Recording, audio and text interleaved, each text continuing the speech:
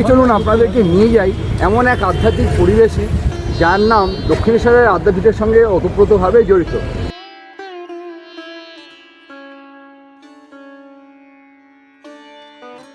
ভোগ প্রসাদের আদৌ কোনো ব্যবস্থা আছে কিনা সেখানে? 5 জন 6 জন যদি আসে তুমি তাদের ভোগ করে তাদের ভোগ খাওয়াবে, মাকে পুজো করে মায়ের ভোগ দেবে, কিন্তু একদিন আগে ফোন করে আসতে হবে। গেট দিয়ে ঢোকার মুখে, এই যে গেট দেখছেন, গেট দিয়ে ঢোকার মুখে বাঁদিকে রয়েছেন এই মন্দিরের প্রতিষ্ঠাতা, যার সাহচর্যে এই মন্দির প্রতিষ্ঠা হয়েছিল। ইনি হচ্ছেন দ্বারিকানাথ চন্দ্র। মন্দিরটা আগে ছিল না, এই মন্দিরটা ছিল রামকৃষ্ণ আশ্রম। এটা ছিল দ্বারিকানাথ চন্দ্র বাবু। আচ্ছা, উনি লন্ডনবাসী ছিলেন। আমাদের এখানে খাটলা বলে একটি জায়গাতে তার দিকে প্রত্যেক বাড়ি ছিল। উনি এই 34 বিঘা জমির উপরে এই মন্দিরটা করেছিলেন। দক্ষিণেশ্বরের আদ্যাপীঠে যেরকম মাতৃমূর্তি রয়েছে, ওপর থেকে শুরু করে রাধাকৃষ্ণ, মাঝে মা এবং নিচে গুরু ঠাকুর শ্রী শ্রী রামকৃষ্ণ পরমহংসদেব, একদম অবিকল এই মন্দিরেও তাই রয়েছে। সকাল সকাল প্রসাদ পেয়ে আমার মনটা খুশিতে ভরে গেল। সুপ্রভাত দর্শক বন্ধুরা, কেমন আছেন আপনারা? আশা করছি সবাই খুব ভালো আছেন, সুস্থ আছেন। কলকাতায় শীত বেশ জাঁকিয়ে পড়েছে, আর এই শীতকালে ভ্রমণপিপাসু মানুষ একবেলার জন্য হলেও বেরিয়ে পড়ে কোথাও কাছেপিঠে ঘুরে আসার জন্য। আর আজকে চলুন আপনাদেরকে নিয়ে যাই এমন এক আধ্যাত্মিক পরিবেশে যার নাম দক্ষিণেশ্বরের আদ্যাপীঠের সঙ্গে ওতপ্রোতভাবে জড়িত। হ্যাঁ বন্ধুরা, আজকে চলুন আপনাদেরকে নিয়ে যাই ডোমজুড়ে অবস্থিত দ্বিতীয় আদ্যাপীঠ মন্দিরে। সেই মন্দিরে কি রয়েছে, মন্দির খোলা বন্ধের সময়টা কতক্ষণ, কীভাবে সেখানে যাবেন, ভোগ প্রসাদের আদৌ কোনো ব্যবস্থা আছে কি না সেখানে, সমস্ত যাবতীয় তথ্য দিয়ে সাহায্য করবো আপনাদের এই ভিডিওর মাধ্যমে। চলুন ভিডিওটা স্কিপ না করে দেখতে থাকুন, আশা করছি ভিডিওটা আপনাদের বেশ ভালো লাগবে। তাহলে শুরু করা যাক হাওড়া থেকে আজকের এই জার্নিটা।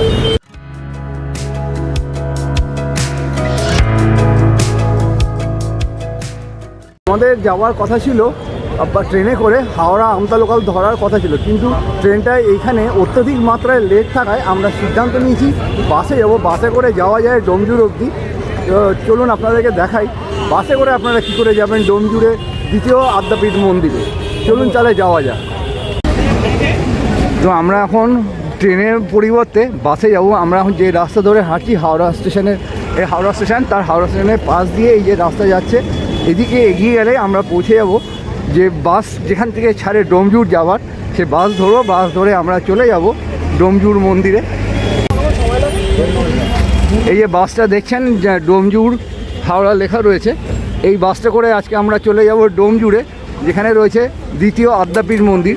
তো চলুন যাওয়া যাক এই বাসে করে। বাসের রুটটা আপনাদেরকে দেখাবো। ট্রেন তো রইলই। হাওড়া থেকে আমরা ডোমজুড় যাচ্ছি বাসে করে। হাওড়া থেকে ডোমজুড় যেতে সময় লাগবে 1.5 ঘন্টা মতো, আর ভাড়া নেবে 20 টাকা করে। এছাড়া তো ট্রেন তো রইলই, ট্রেনেও যাওয়া যায়। আপাতত আমরা বাসে যাচ্ছি।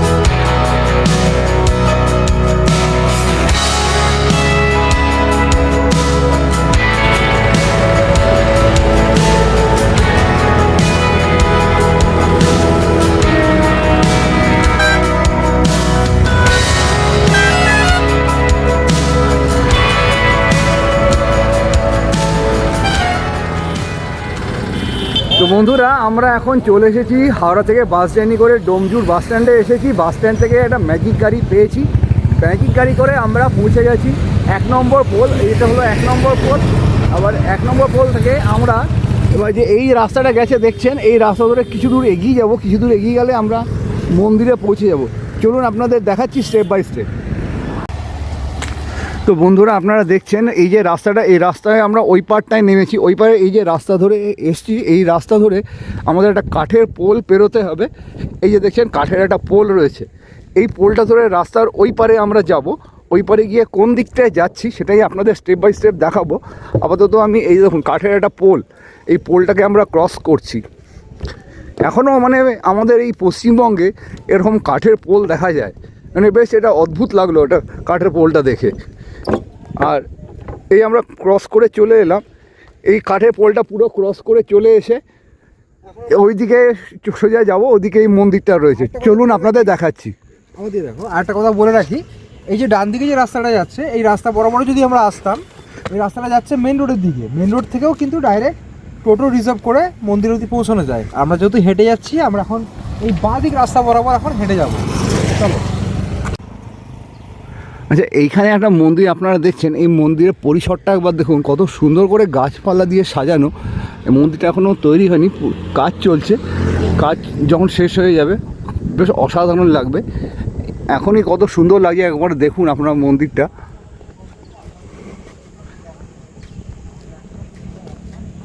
তো বন্ধুরা আমরা এই রাস্তা ধরে হাঁটছিলাম, হাঁটতে হাঁটতে এখানে দেখতে পেলাম মহাশ্বেতা লেখা আছে, একটা কোনো লজ টাইপের কিছু হবে। তো চলুন এই রাস্তা ধরে এগিয়ে যাই। এই যে রাস্তাটা দেখছেন, এই রাস্তাটা গ্রামের ভেতর দিয়ে যাবে, আর এটা লজ টাইপ কিছু মনে হচ্ছে। এই রাস্তা ধরে মোটামুটি অনেকটাই যেতে হবে, অনেকটা গেলে তবে আমরা মায়ের মন্দিরে পৌঁছে যাব। পরিবেশটা অসাধারণ কিন্তু লাগছে, দারুণ।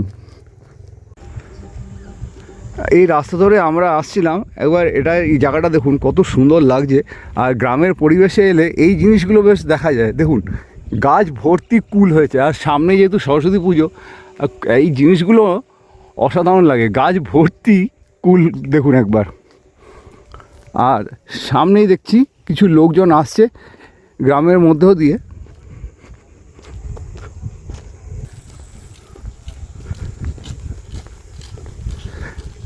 এই কাঠগুলো কি জ্বালানি হবে? বাহ, কোথা থেকে আনা এগুলো? ও জঙ্গল পরিষ্কার করার থেকে এগুলো নিয়ে আসছেন? বাহ।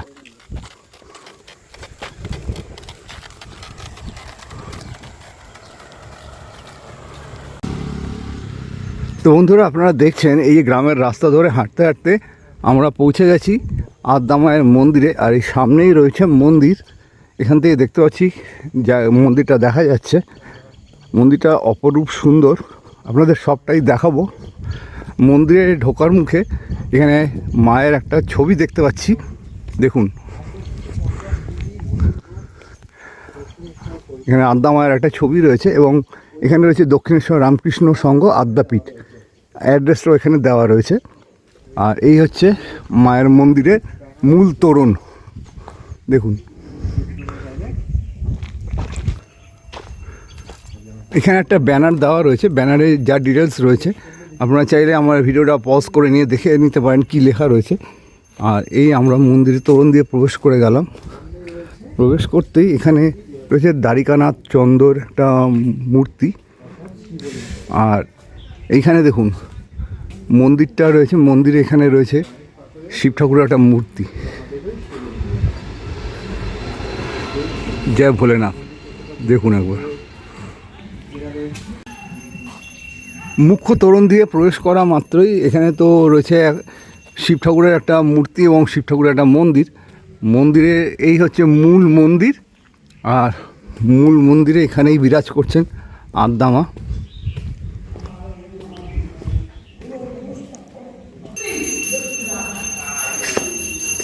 আমি এখন মূল মন্দিরে প্রবেশ করলাম, এখানে মায়ের পুজো চলছে দেখুন। সৃষ্টি বিনাশনা শক্তি সনাতনী নারায়ণী নমস্তুতে। আমার সর্বদেবের নম, সর্বৈবদেবী নম। তো বন্ধুরা আমরা তো পৌঁছে গেছি আদ্যা মায়ের এই মন্দিরে। আমার তো বেশ ভালো লাগলো। ঠাকুরমশাই পুজো করছিলেন যখন আমরা এলাম, আর পুজোর পরে ঠাকুরমশাই আমাদের প্রসাদ দিয়েছেন। প্রসাদে ফল প্রসাদ দেওয়া হয়েছে আমাদের, আর এই ফল প্রসাদ আমি এখন গ্রহণ করব। তারপর আমি আপনাদের সবটা ঘুরিয়ে দেখাবো এখানে কি কি রয়েছে। জয় মা আদ্যা। আমাদের টিপও দিয়েছেন, বেশ ভালো লাগলো কিন্তু আমাদের এই মন্দিরটা। আপনারা কিন্তু অবশ্যই এখানে আসবেন।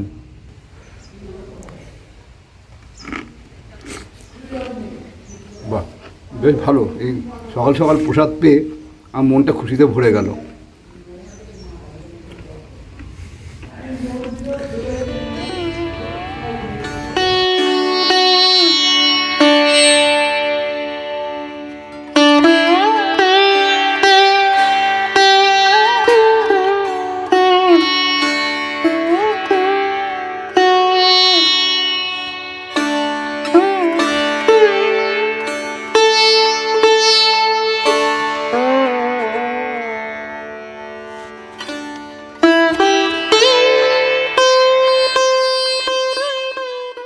কর্মরত রয়েছেন এবং পূজা অর্চনা করেন, তাই তো? আমি পূজাতে পুরো মূল দায়িত্বটা আমার উপরে দক্ষিণেশ্বর আদ্যাপীঠ আচ্ছা সঙ্গ সেই আমায় দিয়েছি।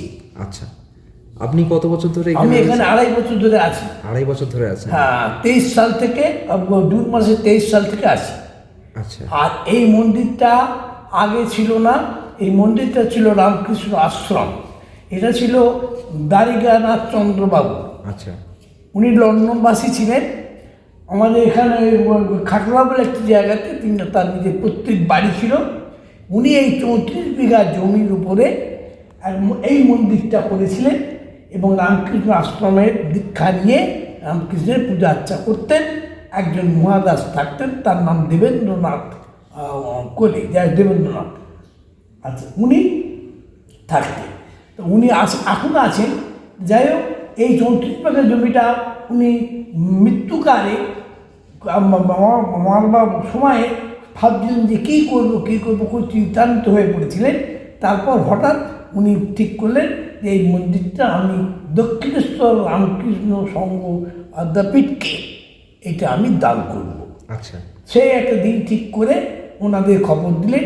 ওনারা সব এসে উনি কত তারিখে দাম দিয়েছেন সেটা ওখানে লেখা আছে, আমাদের মন্দির তো লেখা আছে, যেদিন দান করেছেন পাশেই লেখা আছে। আচ্ছা আচ্ছা, এই 34 বিঘা জমি নিঃশর্তে যিনি দান করলেন, স্থাবর সব।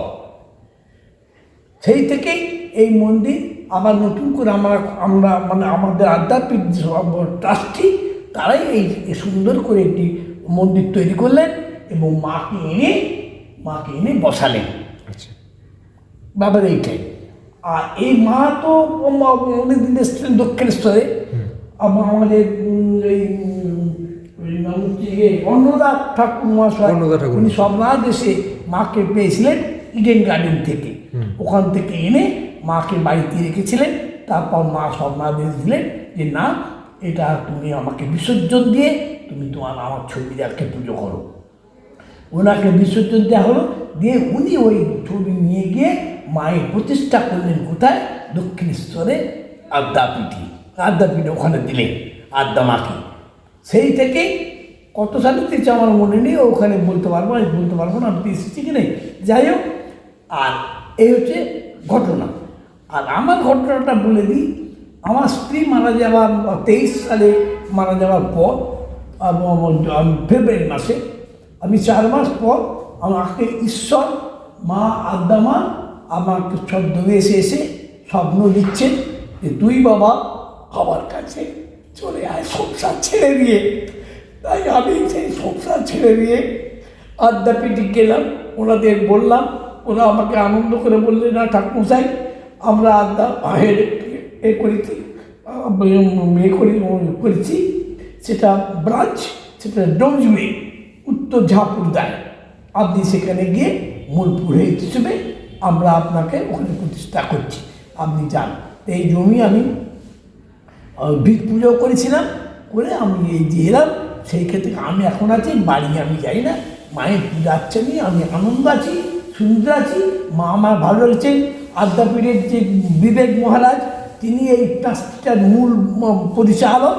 তিনি আমাকে যথেষ্ট শ্রদ্ধা করেন, এক্সেসিভ ভালো মানুষ, দারুণ ভালো মানুষ।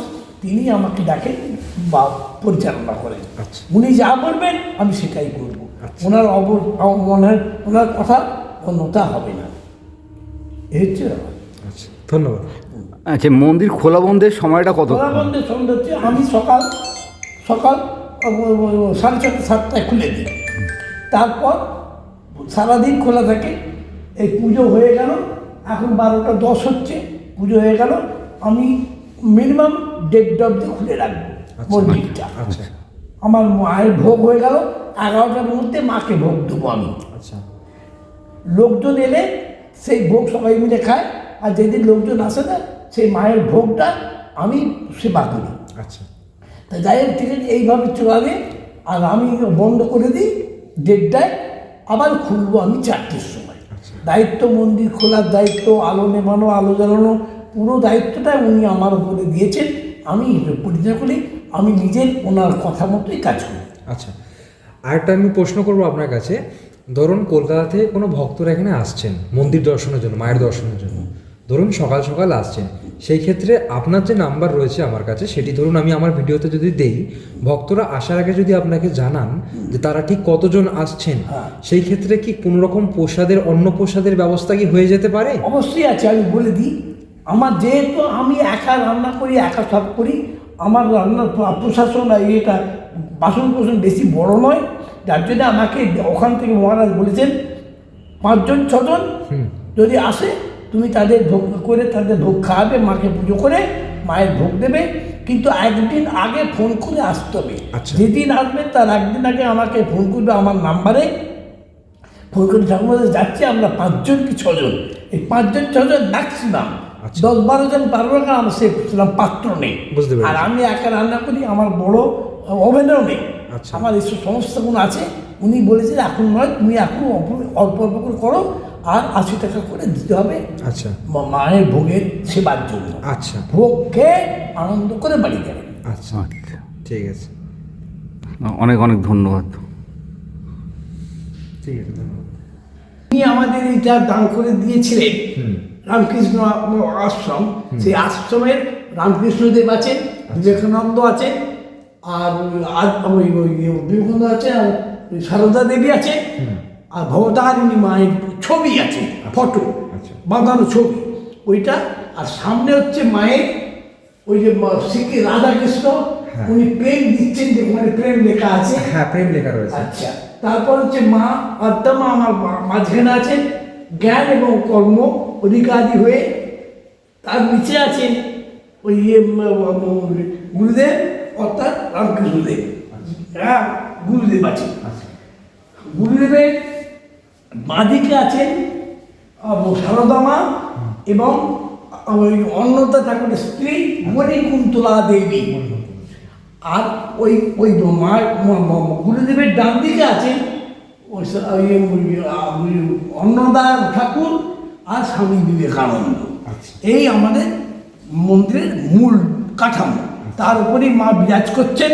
আমরা মায়ের আরাধনা নিয়ে সারা দিন রাত কাটাই, এটাই আমাদের মনের শান্তি, আনন্দ। এদিকে তো রয়েছে মায়ের অপরূপ মূর্তি, এছাড়াও রয়েছে স্বামী বিবেকানন্দ, রামকৃষ্ণ পরমহংসদেব এবং সারদামণির বেশ সুন্দর একটা ছবি। একটু যদি জুম করে দেখাই আপনাদের, দেখুন কি অপূর্ব লাগছে ফ্রেমটা দেখতে, সত্যি। দক্ষিণেশ্বরের আদ্যাপীঠে যেরকম মাতৃমূর্তি রয়েছে, ওপর থেকে শুরু করে রাধাকৃষ্ণ, মাঝে মা এবং নিচে গুরু ঠাকুর শ্রী রামকৃষ্ণ পরমহংসদেব, একদম অবিকল এই মন্দিরেও তাই রয়েছে। চলুন একবার কাছ থেকে আপনাদেরকে দেখাই। মায়ের মূর্তিটা একবার দেখুন, কি অপরূপ সুন্দর লাগছে। আর মা যেহেতু জ্ঞান এবং কর্মদান করেন, লেখা আছে জ্ঞান এবং কর্ম। সর্বোপরি ওপরে রয়েছেন রাধাকৃষ্ণ, যিনি প্রেম দান করেন, প্রেমের দেবতা। আর নিচে রয়েছেন ঠাকুর শ্রী শ্রী রামকৃষ্ণ পরমহংসদেব গুরুরূপে। আর বাঁদিকে রয়েছেন স্বামী বিবেকানন্দ এবং তার পাশে রয়েছেন অন্নদা ঠাকুর।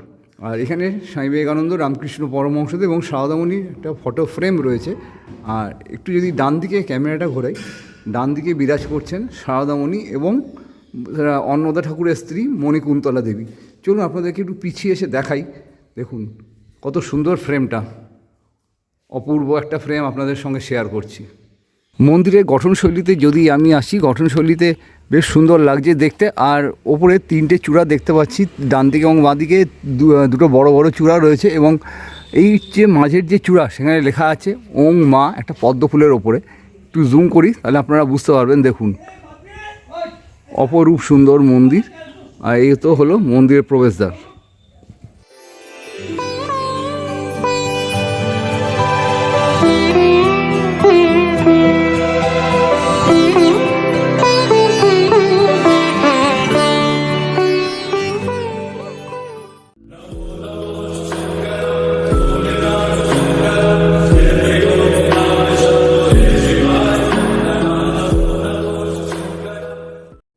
বন্ধুরা, আমি আপনাদেরকে মূল মন্দির তো দর্শন করালাম, সাথে মাতৃ প্রতিমা দর্শন করালাম।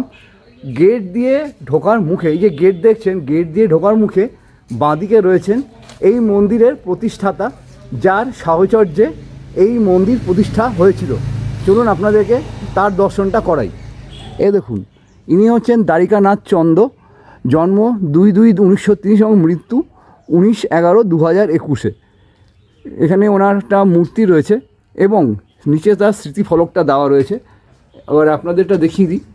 আপনারা চাইলে আমার ভিডিওটা পজ করে নিয়ে দেখে নিতে পারেন এখানে কি লেখা রয়েছে।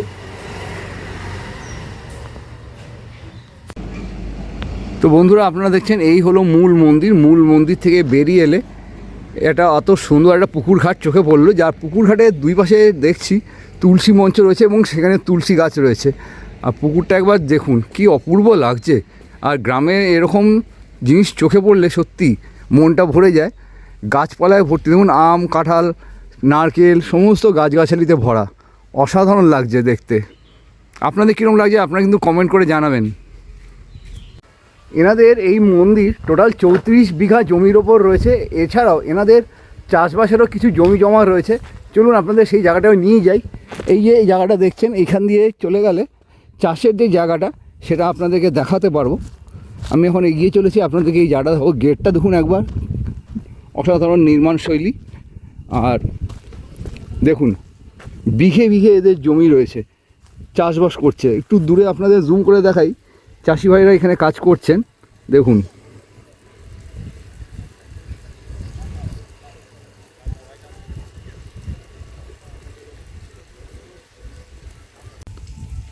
তো আপনাদের যেমনটা বলছিলাম, এদের টোটাল 34 বিঘা জমি রয়েছে। দেখুন কত শাকসবজি চাষ হয়েছে। এখানেও দেখুন ফুলকপির চাষ হয়েছে, যদিও এখনও ফুলকপিগুলো হয়নি। দূর দূর অবধি ফুলকপির চাষ হয়েছে, দেখুন একবার, অসাধারণ। আর দূরে দেখতে পাচ্ছি কলা গাছ রয়েছে।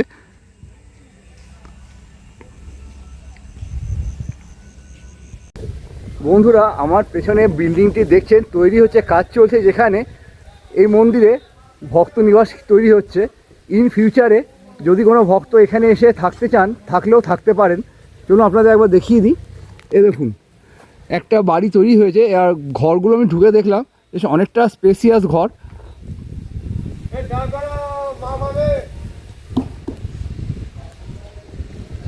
আমি আপনাদেরকে ওইদিকে যে চাষের জায়গাটা সেটা দেখালাম। চলুন এবার আরেকটা জায়গায় দেখাই।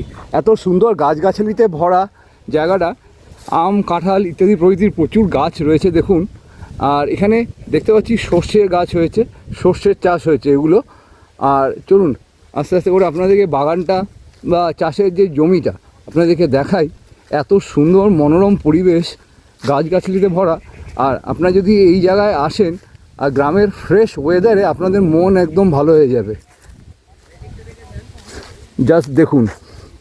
চলুন আপনাদের আরেকটা জায়গা একটু দেখাই, যেটা ওই পার থেকে দেখিয়েছিলাম। এবার একটু এই পারে ঢুকে দেখাই। দেখুন এখানে বেগুন চাষ হয়েছে।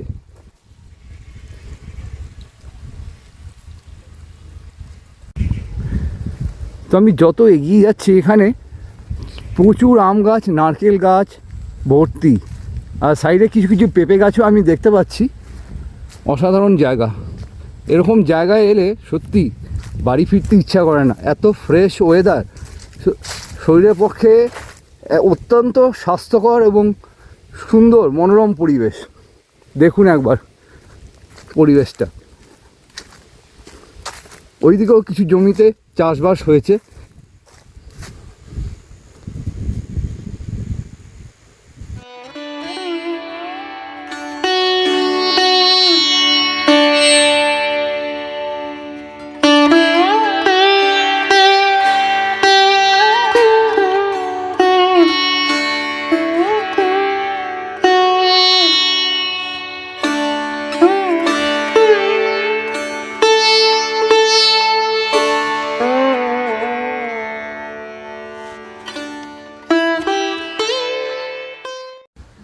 তো বন্ধুরা, আপনারা যখন এই মন্দিরে আসবেন, এই মন্দিরে ভোগ প্রসাদ কী করে পাবেন সেটা আমি এবার বলে দিই। এই মন্দিরে রয়েছে ভোগ প্রসাদের সুব্যবস্থা, তবে আপনাদেরকে একদিন আগে এই মন্দিরের মূল পুরোহিত তাকে জানিয়ে দিতে হবে। এই মূল পুরোহিতের নাম্বার আমি এই স্ক্রিনে এবং এই ভিডিওর ডেসক্রিপশানে আপনাদেরকে দিয়ে দেবো। আপনারা যখন এখানে আসবেন অতি অবশ্যই ঠাকুরমশাইকে ফোন করে আসবেন। তবে 7 থেকে 8 জনের বেশি রান্না উনি করতে পারেন না, ওনাকে করতে হয়। আর আপনারা যখন আসবেন এই কজনই আসবেন, 10-12 জন হলে কিন্তু উনি পারবেন না। তো সেই জন্য আমি আপনাদেরকে ইনফরমেশানটা দেওয়ার দরকার মনে হলো, সেই জন্য আপনাদেরকে ইনফরমেশানটা দিয়ে দিলাম। তো বন্ধুরা, আজকে আমি তো এখানে আদ্যা মায়ের মন্দিরে এসেছি। এই আদ্যা মায়ের মন্দিরে কর্তব্যরত যে পুরোহিত মশাই রয়েছেন, ওনার আতিথেয়তায় সত্যি আমরা মুগ্ধ। কালকে উনি পরমান্ন রান্না করেছিলেন মায়ের জন্য, তো আজকে উনি আমাদের জন্য দেখুন পায়েস এবং মিষ্টি সহযোগে আমাদের একটু আতিথেয়তা করেছেন। বেশ ভালো লাগলো। আপনারা যখন আসবেন ঠাকুরমশাইকে অতি অবশ্যই ফোন করে আসবেন, তাহলে ঠাকুরমশাই না একটু সুবিধা হবে আপনাদের জন্য ভোগ প্রসাদ রান্না করতে। বেশ ভালো লাগলো, আপনারা আসবেন কিন্তু এখানে।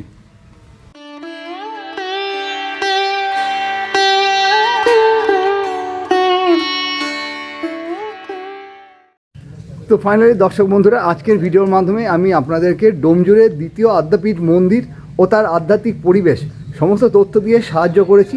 এখানে কি করে আসবেন, মন্দির খোলা বন্ধের সময়টা কতক্ষণ, ভোগ প্রসাদের আদৌ কী ব্যবস্থা রয়েছে, সমস্ত তথ্য দিয়ে সাহায্য করেছি। আশা করছি ভিডিওটা আপনাদের বেশ ভালো লেগেছে। যদি ভালো লেগে থাকে অবশ্যই লাইক, কমেন্ট, শেয়ার, সাবস্ক্রাইব করে আমার পাশে অবশ্যই থাকবেন। ভিডিওটা প্রচুর শেয়ার করে দেবেন আপনাদের ফ্রেন্ডস অ্যান্ড ফ্যামিলির সাথে। তো চলুন, দেখা হচ্ছে পরবর্তী নতুন কোনো ব্লগে নতুন আপডেট হিসাবে অন্য কোথাও ভালো ভিডিওতে। ততক্ষণ যেন ভিডিওতে ভালো থাকবেন, সুস্থ থাকবেন। বাই।